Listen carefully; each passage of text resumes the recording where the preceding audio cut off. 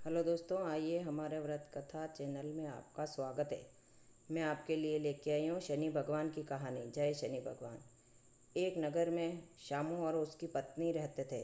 एक झोंपड़ी में रहते और अपना पेट गुजारा करते थे। शामू दिन भर मजदूरी करता, अपनी पत्नी के लिए खाना सामग्री लेकर आता और पत्नी खाना बनाती और खा पी के खुश रहता।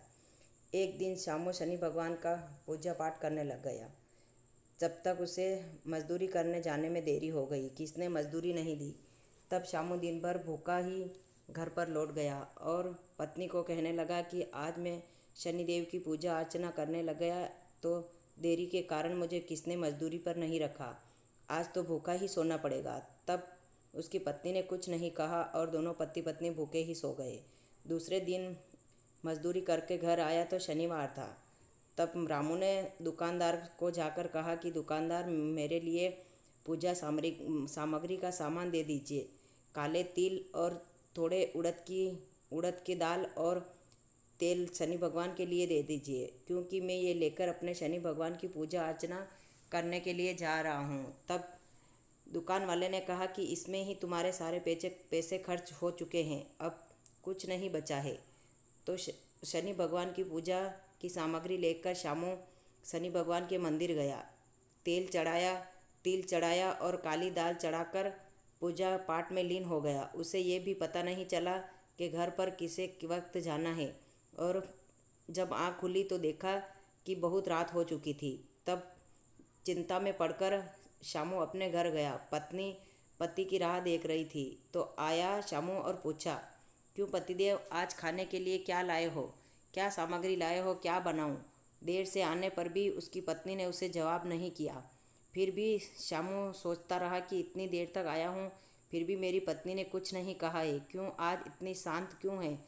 तो शामू निराश होकर नीची नज़रें झुकाकर बैठ गया और कहने लगा, हे प्रिय, आज तो कुछ भी नहीं लाया हूँ। आज तो जो भी मजदूरी करके लाया हूँ, जो शनि भगवान के चढ़ा कर आ गया हूँ। दूसरे ही दिन फिर सवेरे हुआ और जल्दी उठकर पूजा पाठ करके मजदूरी के लिए निकल पड़ा। किसी ने मजदूरी नहीं दी। दिन रात भूखा ही सोने पर उसे थकान आ गई। एक पेड़ के नीचे जाकर सो गया। तब तक रात हो गई, कोई नहीं उसे ढूंढने आया। तब रात को पत्नी आई और कहने लगी कि यहाँ क्यों सो रहे हो? कोई बात नहीं, मजदूरी नहीं दी तो आज नहीं मिली तो कल मिलेगी। ऐसा सोचकर उसकी पत्नी और वो दोनों घर पर चले गए। फिर भी वो भूखे ही सो गए। सवेरे होते ही उसकी पत्नी ने उसे बहुत डांटा कि तुम मजदूरी करने का आलस करते हो, मजदूरी करने नहीं जाते हो और शनि भगवान की झूठी गवाही देकर झूठा बात उसकी रखकर तुम बहाना बना लेते हो। तब उसने कहा, नहीं पत्नी, नहीं प्रिय, मैं ऐसा बहाना नहीं बनाता हूँ। मैं तो शनि भगवान का भोला भक्त हूँ, मुझे तो कुछ भी पता नहीं चलता, लेकिन माथा टेकता हूँ और पूजा अर्चना करता हूँ, पता भी नहीं चलता है। ऐसा कहकर पत्नी ने उसे बहुत डांटा। गुस्से में होकर शामू फिर मजदूरी करने चला गया। मजदूरी करके फिर वही पैसा आया, उसके भोजन के लिए तो बचा ही नहीं, पूजा के लिए ही बचता रहा। एक दिन फिर उसकी पत्नी ने कहा कि ऐसा कब तक चलेगा? तुम ऐसे पूजा सामग्री लाते रहोगे तो पेट के लिए क्या खाएंगे? अपने भूखे थोड़ी सो पाएंगे, रोज़ ये नहीं चलेगा। अब तुम्हारे शनि भगवान को बोलो जो खाने के लिए भेजे। ऐसा कहकर पत्नी ने दरवाज़ा लगा दिया और शामू को बाहर निकाल दिया। शामू रोता हुआ एक पेड़ के नीचे जाकर सो गया। तो वहाँ शनि भगवान सपने में आए और कहने लगे, हे शामू, तू क्यों रोता है? मैं तेरे लिए भोजन लेकर आया हूँ, ले ये थाल भोजन की ले जा, घर पे जाकर अपनी पत्नी के साथ आराम से खाना। शामू उठकर देखा तो पास में कोई नहीं था और भोजन की थाल भरी हुई थी। थाल उठाकर शामू घर पर ले गया। तब पत्नी ने कहा, आज किसकी चोरी कर कर आए हो? सपने वाली बात उसकी पत्नी ने को बताई तो फिर भी उसकी पत्नी ने उसका विश्वास नहीं किया और उसे धक्का लगाकर बाहर की तरफ धक्का दे दिया और अपना दरवाज़ा बंद कर दिया। फिर भी शामू रात भर रोता रहा और कहीं जंगलों में भटकता रहा। तो फिर शामू फिर निराश होकर सो गया। तो सपने में जाकर शनिदेव भगवान ने कहा कि शामू, निराश मत हो, तुम्हारे घर जाओ और आराम से सो जाओ, सवेरे होते ही तुम्हें कोई भी मेरा चमत्कार मिल जाएगा। फिर भी शामू इस बात को नहीं समझा, घर पर जाकर सो गया और सवेरे होते ही वो ही बात सपने वाली याद करता रहा, कुछ भी उसे चमत्कार नहीं दिखा। तब शामू दूसरे ही दिन अपने घर में भूखा ही सो गया।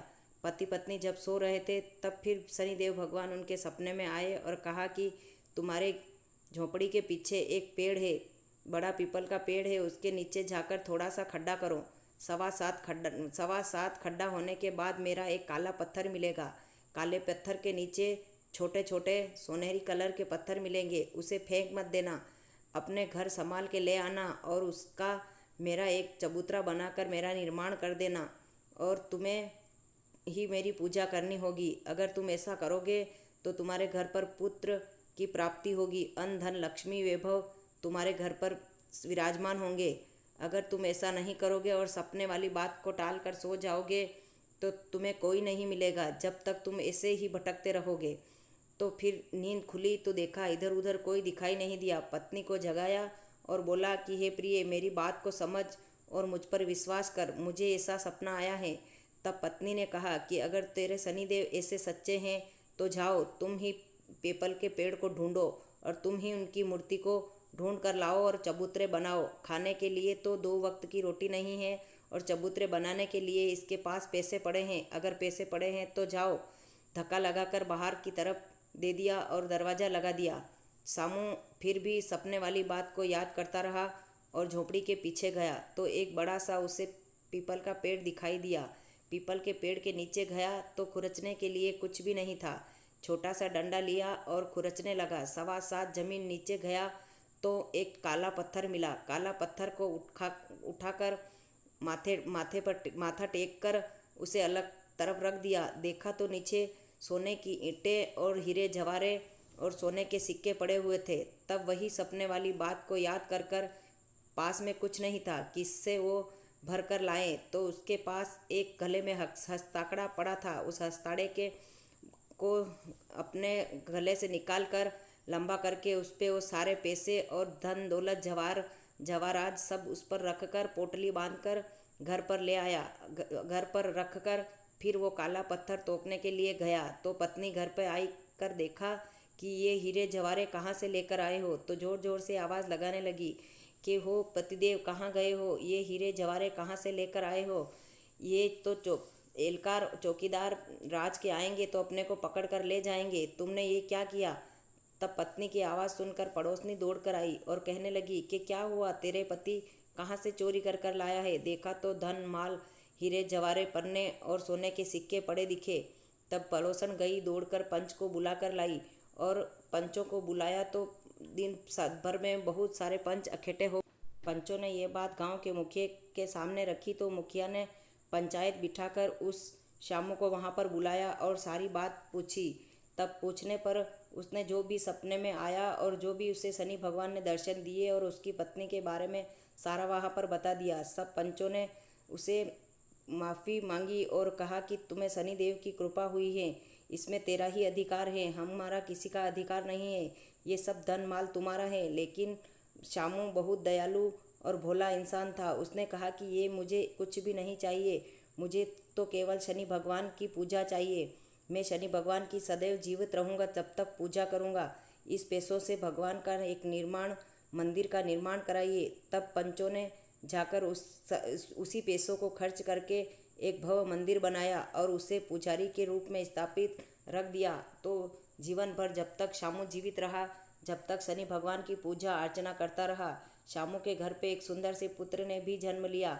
शनि भगवान की कृपा से अन्न धन लक्ष्मी का भंडार भर गया और उनके कहीं मेल बाग बगीचा सब कुछ हो गया। और जब तक जीवित रहा, जब तक शनि भगवान की पूजा के लिए शनि भगवान से वचन मांगा कि हे भगवान, मुझे में इतनी शक्ति देना कि जो मैं तुम्हारा जीवित रहूं, जब तक तुम्हारी पूजा अर्चना करूं, और मेरी पत्नी को भी पूजा अर्चना करने का अवसर दीजिए। और तुम्हारे ये सब सपनों की और ये सब बात वो सच नहीं मानती है, इसलिए उसे भी चमत्कार दीजिए। जब उसकी पत्नी को शनि भगवान ने जाकर सपने में कहा कि तुम जब तक उसकी बात नहीं मानोगी तब तुम जीबान से बोल नहीं पाओगी, तब उसकी पत्नी को गूंगी बना दिया। गूंगी बनाई तो सवेरे उठकर उसके मुंह से आवाज़ नहीं निकल रही थी। पतिदेव पूजा करके घर आया तो पत्नी के मुंह से आवाज़ नहीं निकल रही, तो हाथों से इशारा करती हुई देखकर शामू उसके पास गया और कहने लगा कि हे प्रिय, तेरा ये क्या हाल हुआ है। मैंने तुम्हें पहले ही कहा था कि तुम शनि भगवान को मत मत बुरा भला कहो, क्योंकि तुम बुरा भला कहती हो इसीलिए तुम्हारी आवाज़ चली गई है। अगर ऐसा है तो मैं तुम्हारे शनि भगवान की पूजा अर्चना करने के लिए तैयार हूँ। तब उसने कहा कि विक्रमादित्य को भी देखो। विक्रमादित्य ने शनि भगवान का अपमान किया तो उसने कई सालों तक सजा काटी और छुरंगिया बन के उसी तेली के यहाँ रहना पड़ा। तुम शनि भगवान से माफ़ी मांगो। तब प्रिय ने उसे पत्नी ने और पति ने जाकर शनि भगवान से माफ़ी मांगी और शनि भगवान की जय जय जयकार लगाई और कहा कि हे शनि भगवान, मैं अगर सच्चे मन से पूजा करता हूँ तो मेरी पत्नी की आवाज़ वापस दे दीजिए। तब शनि भगवान ने उसकी पत्नी की आवाज़ लौटा दी और पति पत्नी खुश रहने लगे और आनंद से रहने लगे। जब तक जीवित रहे, जब तक पुजारी बनकर सेवा करता रहा और उसकी पत्नी भी उसका साथ देती रही। जय शनि भगवान, जय शनि भगवान। ऐसी मति किसी को मत देना जो शनि भगवान की बुराई करे और शनि भगवान की जय जयकार लगाए।